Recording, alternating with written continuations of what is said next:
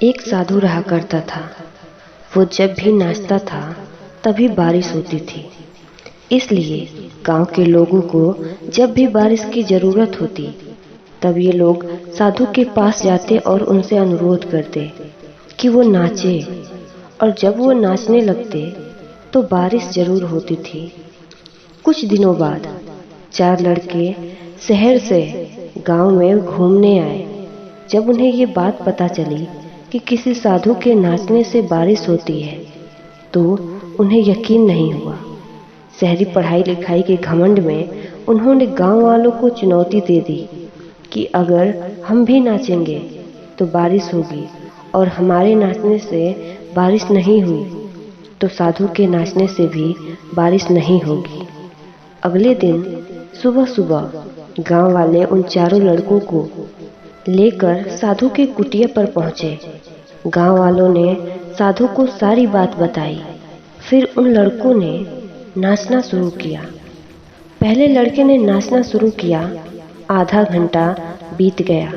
पहला लड़का थक कर बैठ गया, पर बारिश नहीं हुई।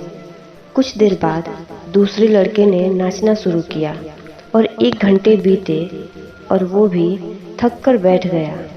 बाकी दोनों लड़कों ने भी ऐसा ही किया, पर बारिश नहीं हुई। अब साधु की बारी थी। उसने नाचना शुरू किया। 1 घंटा बीत गया पर बारिश नहीं हुई।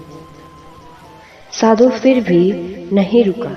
नाचते नाचते 2 घंटे बीत गए पर बारिश नहीं हुई। 4 घंटे बीत गए पर बारिश नहीं हुई। लेकिन साधु तो रुकने का नाम ही नहीं ले रहा था। धीरे धीरे शाम ढलने लगी। तभी बादलों की गड़गड़ाहट सुनाई दी और थोड़ी देर बाद जोरों की बारिश होने लगी। ये देखकर चारों लड़कों ने आश्चर्य की नज़रों से एक दूसरे को देखा और तुरंत साधु से क्षमा मांगी। और फिर लड़कों ने साधु से पूछा, बाबा भला ऐसा क्यों हुआ कि हमारे नाचने से बारिश नहीं हुई और आपके नाचने से बारिश हो गई? तब साधु बोले कि जब मैं नाचता हूँ तो 2 बातों का ध्यान रखता हूँ। पहली बात तो ये कि बारिश को होना ही पड़ेगा, और दूसरी ये कि मैं तब तक नाचूंगा जब तक कि बारिश ना हो जाए।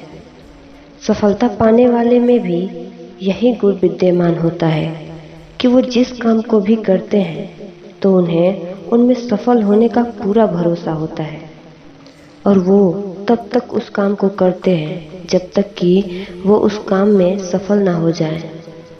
इसलिए हमें सफलता हासिल करनी है तो इस साधु की तरह हमें भी अपने लक्ष्य को सादगी से प्राप्त करना होगा।